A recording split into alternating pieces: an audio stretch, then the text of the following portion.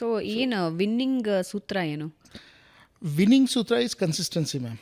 Consistency. ತುಂಬ ಜನ ಈ ಪ್ರಿಪ್ರೇಷನ್ ತುಂಬ ಈಸಿ ಇಲ್ಲ, ಅಷ್ಟು ತುಂಬ ಈಸಿಯಾಗಿ ಮಾಡುವಂಥ ಅಲ್ಲ. ಯಾಕೆ ಅಂದರೆ ಕಾಂಪಿಟೇಷನ್ ಜಾಸ್ತಿ ಇದೆ.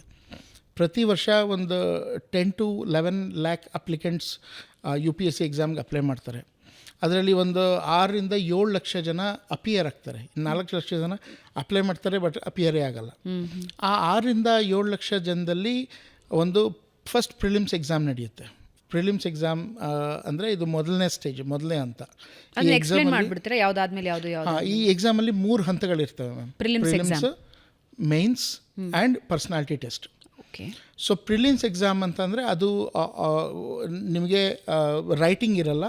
You just have to mark the OMR sheets. So questions ಇರುತ್ತೆ, ಕ್ವಶನಲ್ಲಿ ಅಲ್ಲೇ ಆನ್ಸರ್ಗಳು ಇರ್ತವೆ. You just have to choose ಮಾಡಿ ನೀವು ಶೇಡ್ ಮಾಡಬೇಕು. ಎಷ್ಟು ಆನ್ಸರ್ಸ್ ಆಪ್ಷನ್ಸ್ ಇರುತ್ತೆ? ಸೊ ಯೂಶಲಿ 2 ಪೇಪರ್ ಇರುತ್ತೆ. ಆ ಮೊದಲನೇ ಪೇಪರಲ್ಲಿ 100 ಕ್ವಶನ್ಸ್ ಇರುತ್ತೆ. Every question carries 2 marks and every wrong answer negative marking ಇರುತ್ತೆ 1/3. ಓಕೆ, ಒಂದು ರಾಂಗ್ ಆನ್ಸರ್ ಮಾಡಿದ್ರೆ 1/3 of the marks will be reduced. So ಅದೇ ರೀತಿ ನೀವು ಎಷ್ಟು ಕ್ವಶನ್ಸ್ ಅಟೆಂಡ್ ಮಾಡ್ತೀರಾ ನಿಮ್ದೊಂದು ಸ್ಕೋರ್ ಆಗುತ್ತೆ. ಆ ಸ್ಕೋರ್ ಮೇಲೆ ಕಟ್ ಆಫ್ ಡಿಸೈಡ್ ಮಾಡ್ತಾರೆ. 15,000 ಜನನ ನೆಕ್ಸ್ಟ್ ಸ್ಟೇಜಿಗೆ ಕರ್ಕೊಂಡು ಹೋಗ್ತಾರೆ. ಬೇಸಿಕಲಿ ಪ್ರಿಲಿಮಿನರಿ ಎಕ್ಸಾಮಿನೇಷನ್ ಅನ್ನೋದು is A qualifying, it's A qualifying examination for next stage. ಎಷ್ಟು ಜನ ಬರೀಬಹುದು? ಅದೇ ಮ್ಯಾಮ್, 6 to 7 ಲಕ್ಷ ಜನ ಬರೀತಾರೆ. 7 ಲಕ್ಷ ಜನ. ಅಷ್ಟು ಜನದಲ್ಲಿ ಈಗ 2 ಪೇಪರ್ ಇರುತ್ತೆ. ಒಂದು ಮೊದಲನೇ ಪೇಪರ್ ಈ 100 ಮಾರ್ಕ್ಸಿಂದು 100 ಕ್ವಶನ್ಸ್ದು ಪೇಪರ್ 1 ಆ್ಯಂಡ್ ಎರಡನೇ ಪೇಪರ್ ಮಧ್ಯಾಹ್ನ ಇರುತ್ತೆ. ಅದು 80 ಕ್ವಶನ್ಸ್ದು. Again it will be 200 marks. ಇದು 200 ಮಾರ್ಕ್ಸ್, ಅದು 200 ಮಾರ್ಕ್ಸ್. ಸೆಕೆಂಡ್ ಪೇಪರ್ ಕ್ವಾಲಿಫೈಯಿಂಗ್ ಅಷ್ಟೇ. ಅದನ್ನು ಒಂದು ಕಟ್ ಆಫ್ ಮಾರ್ಕ್ಸ್ 66 ಮಾರ್ಕ್ಸ್ ಬರಬೇಕು. ಆ 66 ಮೇಲೆ ಬಂದರೆ ಅವ್ರು ಕ್ವಾಲಿಫೈ ಆಗ್ತಾರೆ, ಮಾರ್ಕ್ಸ್ ಕೌಂಟ್ ಮಾಡಲ್ಲ. ಫಸ್ಟ್ ಪೇಪರು ಅದರದ್ದು ಮಾರ್ಕ್ಸ್ ಮೇಲೆ ನಿಮಗೆ ಕಟ್ ಆಫ್ ಡಿಸೈಡ್ ಮಾಡ್ತಾರೆ. ಆ ಕಟ್ ಆಫ್ ಬೇಸಿಸ್ ಮೇಲೆ ನಿಮಗೆ ಸೆಕೆಂಡ್ ಸ್ಟೇಜಿಗೆ ಕರ್ಕೊಂಡು ಹೋಗ್ತಾರೆ. ಎಷ್ಟು ಮಾರ್ಕ್ಸ್ ಪಡಿಬೇಕು ಫಸ್ಟ್ ಪೇಪರಲ್ಲಿ? ಪ್ರತಿ ವರ್ಷ ವೇರಿ ಆಗುತ್ತೆ ಮ್ಯಾಮ್. Around 95, 100, 200ಗೆ 100 marks. ಅದನ್ನೇ ನಾವು ಹೇಳೋದು, ನೀವು ಓದಿರೋದ್ರಲ್ಲಿ 50% ಸರಿ ಮಾಡಿದ್ರೂ you will be inside. But ಆ 50% ತಗೊಳ್ಳೋದು is a tough job because of the competition. 6 lakh ಜನದಲ್ಲಿ you should be one among the 15,000 people. 15,000 ಜನನ ನೆಕ್ಸ್ಟ್ ಸ್ಟೇಜಿಗೆ ಕರ್ಕೊಂಡು ಹೋಗ್ತಾರೆ. ಓಕೆ, ಪ್ರಿಲಿಮಿನರಿ ಆಯಿತು. What next?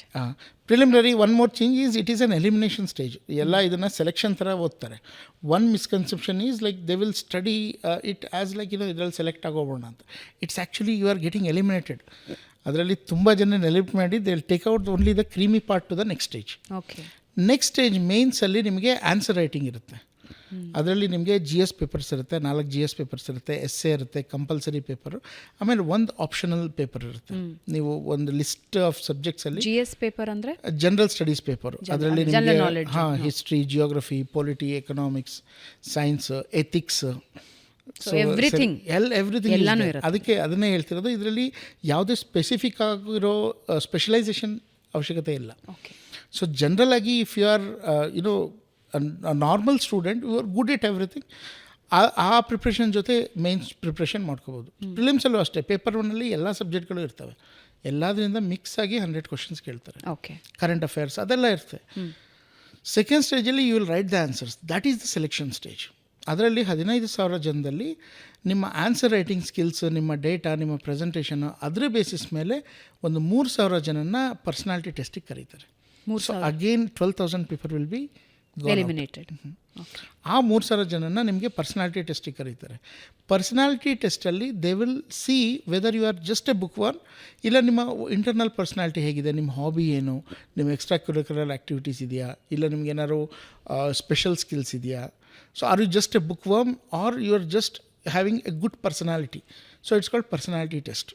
ಇಂಟರ್ವ್ಯೂ ಅಂತೀವಲ್ಲ, ಅಂದ್ರೆ ಹೆಂಗೆ ಅಂದ್ರೆ ಪುಸ್ತಕದ ಹುಳು ಆಗ್ಬಿಟ್ರೆ ಅಲ್ಲೇನು ಇಲ್ಲ ಮ್ಯಾಮ್, ಅಲ್ಲಿ ನಾನು ಎಲ್ಲಾನು ಗಟ್ ಹೊಡೆದು ಬಿಡಿದೀನಿ, it's okay, I will get pass, ಹಂಗೆ ಇಲ್ಲ, ನಡೆಯಲ್ಲ. ಈಗ ಅವರು basically UPSC is selecting a leader who can run a district. ಈಗ ನೀವು IAS ಆದಮೇಲೆ ನೀವು ಜಿಲ್ಲಾಧಿಕಾರಿಯಾಗಿ ಒಂದು ಜಿಲ್ಲೆನ ನಡೆಸಬೇಕಾಗಿರುತ್ತೆ. ಆ ಒಂದು ಕ್ವಾಲಿಟಿ ಟೆಸ್ಟ್ ಮಾಡೋದನ್ನು ಒಂದು ಭಾಳ ಅವಶ್ಯಕ, ಇಂಪಾರ್ಟೆಂಟ್ ಸ್ಟೆಪ್. ಅದಕ್ಕೋಸ್ಕರ ಪರ್ಸ್ನಾಲಿಟಿ ಟೆಸ್ಟಲ್ಲಿ ನಿಮ್ಮ ಪರ್ಸ್ನಾಲಿಟಿನ ಟೆಸ್ಟ್ ಮಾಡ್ತಾರೆ. ಅಲ್ಲಿ ಒಂದು ಪ್ಯಾನಲ್ ಇರುತ್ತೆ, ಎಲ್ಲ IAS ex-IAS ಆಫೀಸರ್ಸ್ ಇರ್ತಾರೆ. ಸೊ ಅವರೆಲ್ಲ ನಿಮ್ಮನ್ನು ಯಾವ ರೀತಿ ನೀವು ಪ್ರೆಸೆಂಟ್ ಮಾಡ್ತೀರಾ, ಅಲ್ಲಿ ಸರಿ ಇಲ್ಲ ತಪ್ಪು ಇಲ್ಲ ಇಂಟೆಲಿಜೆನ್ಸ್ ಟಚ್ ಮಾಡಲ್ಲ. So if you don't know anything no ನನಗೆ ಗೊತ್ತಿಲ್ಲ ಅಂತ ಹೇಳೋದನ್ನು ಒಂದು right answer. You should accept if ಎಲ್ಲರಿಗೂ ಎಲ್ಲದೂ ಗೊತ್ತಿರೋಕ್ಕಾಗಲ್ಲ. But are you good enough to say that I don't know the answer? ತುಂಬ ಜನ ಬ್ಲಫ್ ಮಾಡೋಕ್ಕೆ ಹೋಗ್ತಾರೆ, ಅಲ್ಲಿ ಸಿಕ್ಕಾಗೋಗ್ಬಿಡ್ತಾರೆ.